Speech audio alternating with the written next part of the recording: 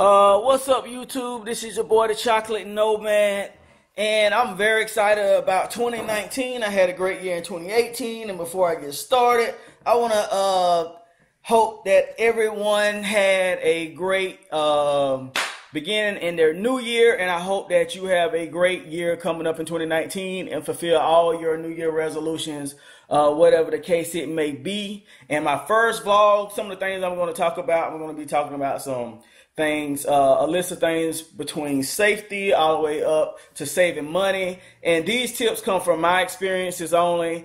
Something that you may can learn that can also help you in your upcoming trip or travels or whatever you want to call it, that can be the difference between having a great trip and having a total disaster. The first thing that you want to do before you travel to somewhere abroad, you always want to do your research when it comes to safety. That's your number one priority, because you never want to put yourself in a predicament that you can get yourself in, and it's going to be extremely difficult before to get yourself out of. Okay, and also when I'm talking in the terms of safety, you want to look at the customs and the values that that tradition or that culture may value, and don't take your values to another country and say the American way or the Australian or the UK way is the right way, and step on somebody else's toes. Because trust me, you do never ever.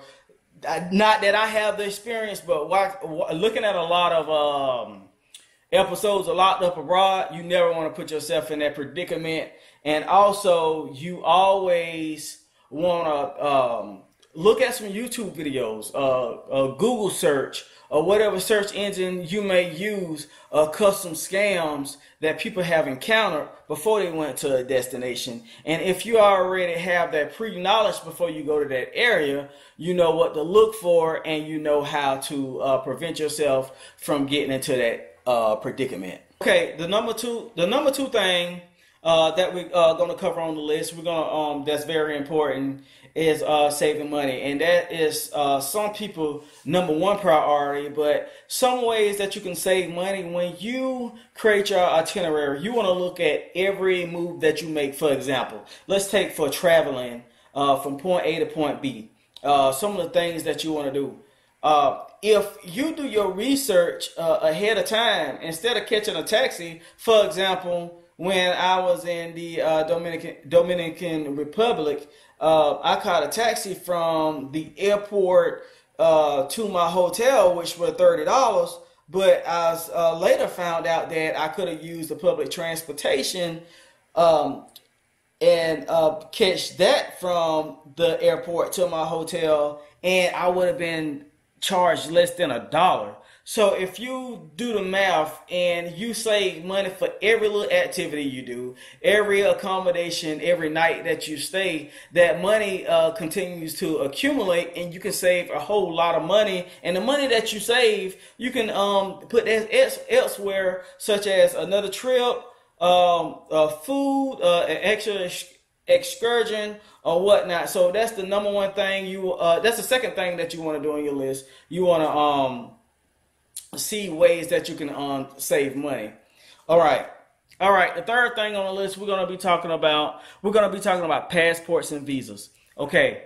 Some countries require you to have a visa before you go to that destination. So the best thing that you want to do, you want to see if you need a visa to go there. But by me being American, it's a lot of places that don't require a visa. So that's one thing I don't have to worry about. But if I do need a visa, I read and see what steps I need in order to acquire that visa. Okay, the second thing I want to talk about, you make sure that you have a valid passport. And when I say valid passport, just for example, if I was traveling to a destination next week and my passport expired 2 weeks from now, my passport isn't valid.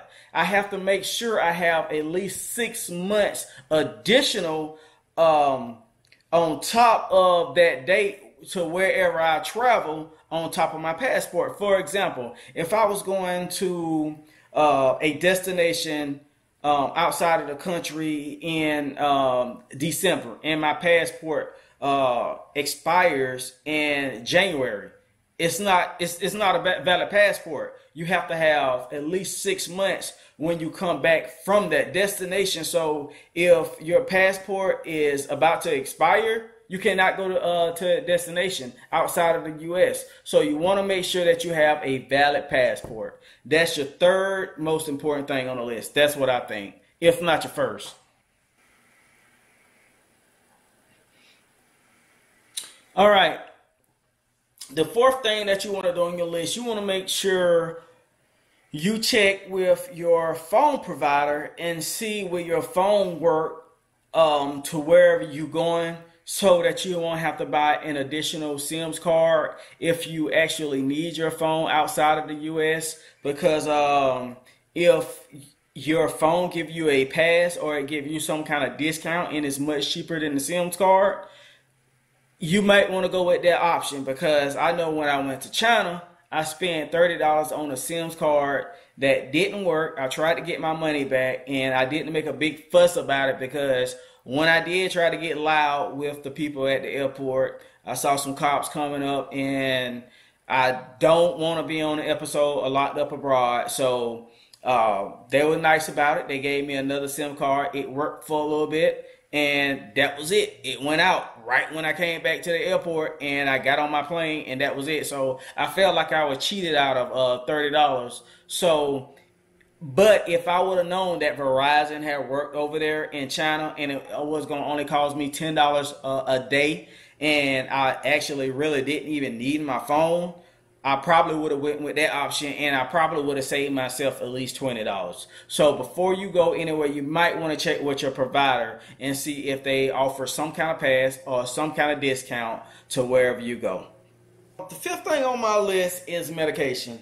A lot of places that you go, it doesn't require you to take medications, but if it does, you make sure you want to make sure that you get well, first of all, do your research and see if you need to take any vaccinations or take any kind of meds before you go somewhere. But what I do before I go somewhere, I'm not on any kind of medications, but I do take 1 or 2 Tylenol, 1 or 2 Motrin, just in case I get sick. And I don't have to go to the store, or you may go to a place that may not even have it at all. So make sure that, or if you own some kind of prescription, you want to make sure that it's legal to take to that place. And you also, for example, if you're going somewhere for a week, you want to make sure that you have more than a week of that medication that you need, just in case something may happen. Don't just, if you're gonna be to a place for 5 days, just don't take 5 days worth of medication.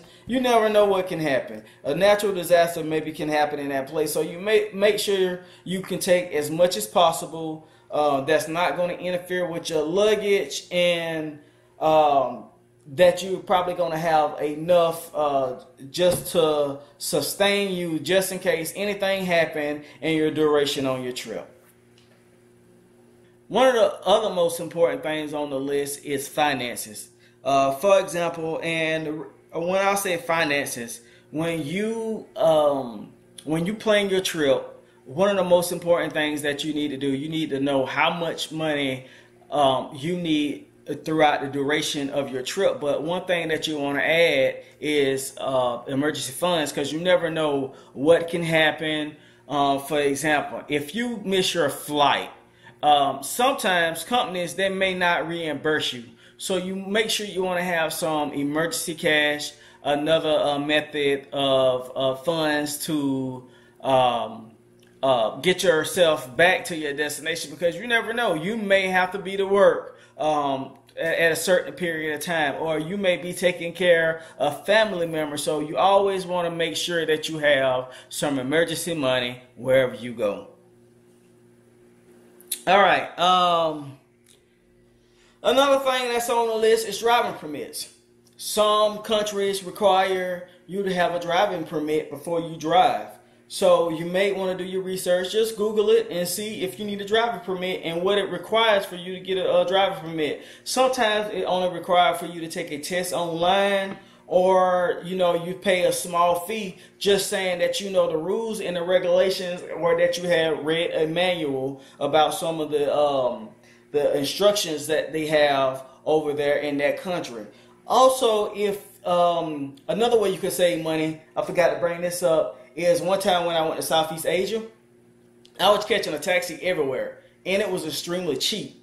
And it was costing me like $3 to $4 to get from point A to B. And I thought I was saving a lot of money, but I was doing this 2 to 3 times a day. And you could actually rent a scooter for $7, $8 for the entire week, and your additional cost is fuel. So you do the math, you can save a heck of a lot of money. And if you're able to rent a vehicle, and if they offer some type of additional insurance to cover that vehicle, pay for it. So that's another method of where you can save money. And also, before you go to that country, check on that driving permit. Okay, number 8 on the list is make copies of travel documents, because just in case you may think all your documents are safe in a hotel, in a safe, or maybe on you, but you never know what the case may happen. For example, you may have your stuff in a luggage in public transportation.